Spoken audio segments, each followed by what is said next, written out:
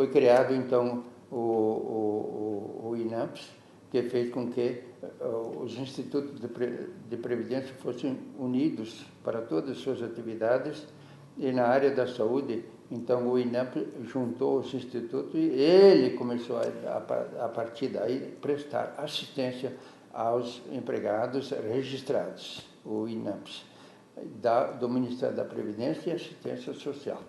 Então, a partir daí eu fui designado para acompanhar o valor que era praticado por este instituto, pelo Ministério da Previdência Social, e então o diretor do instituto, encarregado de prestar assistência aos seus dependentes, né, os empregados registrados, me chamou e disse: olha, cada estado do Brasil está vindo aqui para pedir reajuste, para pedir explicações sobre uma série de informações a respeito da assistência à saúde.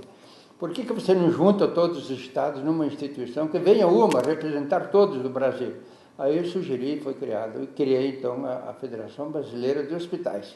Essa federação, então, juntava todas as entidades de hospitais dos diversos estados do Brasil numa instituição chamada Federação Brasileira de Hospitais. Ela é que representava os hospitais do país junto ao Ministério da Previdência e Assistência Social. E eu era o diretor-geral dessa instituição, então cabia a mim ter essa relação constante com o Ministério da Previdência e Assistência Social no que concernava, no que dizia respeito à assistência à saúde do nosso país. É evidente que, após isto, quer dizer, já em 72, eu percebi que o curso que eu tinha feito de administração hospitalar não tinha condições de dar ao profissional uma formação realmente completa, uma formação realmente aperfeiçoada. Então, criei, em primeiro lugar, uma federação dos administradores hospitalares do Brasil, a Federação Brasileira de Administradores Hospitalares, que existe ainda hoje, né? Fui presidente dela várias vezes, e essa instituição tinha como objetivo fazer com que a atividade profissional do administrador hospitalar fosse sempre mais aperfeiçoada e sempre mais expressiva, que depende em grande parte dessa atividade a existência ou não dos hospitais em nosso país. Mas em 75, em 73, eu fui, então, convidado pelo ministro da Saúde para ser, então, o coordenador da assistência médica hospitalar do Ministério da Saúde, que ainda estava no Rio de Janeiro. O presidente da República, Emílio Garrastazu Médici, baixou um ato, então, me designando como coordenador da assistência médica hospitalar do Ministério da Saúde. Então, eu fui ao Rio de Janeiro e durante 3 anos eu ia e voltava, mas eu ficava a maior parte do tempo lá no Rio de Janeiro. Lá eu consegui entender a situação dos hospitais do país pela primeira vez, com certa profundidade. Então, eu comecei dizendo: se nós não sabemos onde estão, o que fazem e o que tem os hospitais do Brasil, como é que nós podemos ditar uma política para esses hospitais? Então, o ministro me encarregou de levantar a situação de cada hospital do nosso país. Trabalhei durante 1 ano, publiquei um livro de umas 500 páginas sobre e nele assentei cada um dos hospitais do país, de quem eram os hospitais, quantos leitos tinha, quantos funcionários, toda a parte de formação do hospital, o número de parto, o número de cirurgias, o número de funcionários, todas as informações foram então levantadas e eu consegui então publicar pela primeira vez, aliás, primeira e única vez no Brasil, o Cadastro Hospitalar Brasileiro, que deu para nós uma visão muito ampla da situação dos hospitais do nosso país. Eu descobri, apreciando essas informações, eu descobri que realmente havia muitos hospitais do nosso país que fisicamente não tinham condições de funcionar, não tinham condições de dar uma boa assistência a quem procurasse seus serviços. Então, durante 1 ano, nós trabalhamos no Ministério para fazer normas de construção e instalação do Hospital Geral no Brasil. Publiquei um livro que tinha todas as condições para que alguém que quisesse fazer um hospital pudesse fazê-lo de forma correta, completa, e prestasse em seguida uma boa assistência à pessoa. Realmente, depois da nossa publicação do livro, a Anvisa, a Agência Nacional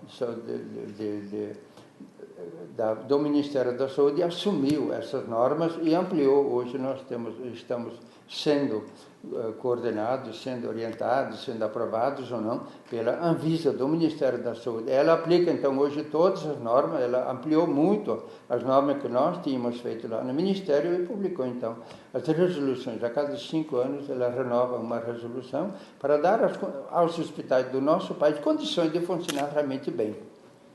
Em segundo lugar, vendo também que a formação dos administradores hospitalares era bastante deficiente, então eu procurei de estudar o caso e publiquei um livro sobre a forma de administrar e controlar um hospital, que é Norma de Administração e Controle do Hospital no Brasil. Um livro que diz o que é que o administrador deve fazer, que formação ele deve ter para que o hospital funcione realmente bem. Aí nós, pela primeira vez, publicamos então toda a nomenclatura hospitalar, que não havia a definição dos termos que são utilizados pelos hospitais, para que se formasse uma estatística completa da assistência prestada pelos mesmos e as demais condições para que realmente o administrador, tendo um bom desempenho, conseguisse levar em frente com denodo e com muita perfeição os hospitais nos quais ele estava administrando. É evidente que com isso a gente conseguiu, em seguida, encaminhar um segundo projeto na área da administração hospitalar. Foi quando eu criei, então, as faculdades de administração hospitalar, em substituição ao que era feito na ocasião pelos cursos de pós-graduação em administração hospitalar.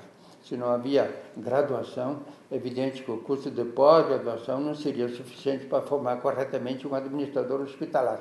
Encaminhei o projeto para o Ministério da Educação e depois de 2 anos consegui que o presidente da República, o mesmo presidente, Emílio Grazioso Médici, aprovasse um ato constituindo no país, então, pela primeira vez, as faculdades de administração hospitalar. Hoje tem quase uma centena de faculdades distribuídas no nosso país, que formam durante 4 anos o administrador hospitalar. Realmente foi assim, um avanço muito grande para a formação deste profissional e que redundou, evidentemente e consequentemente, na melhoria da administração dos nossos hospitais. Mas é evidente que, além dessa formação, nós, então, também encaminhei um projeto para o controle do hospital, no sentido de que o hospital fosse aferido no seu desempenho.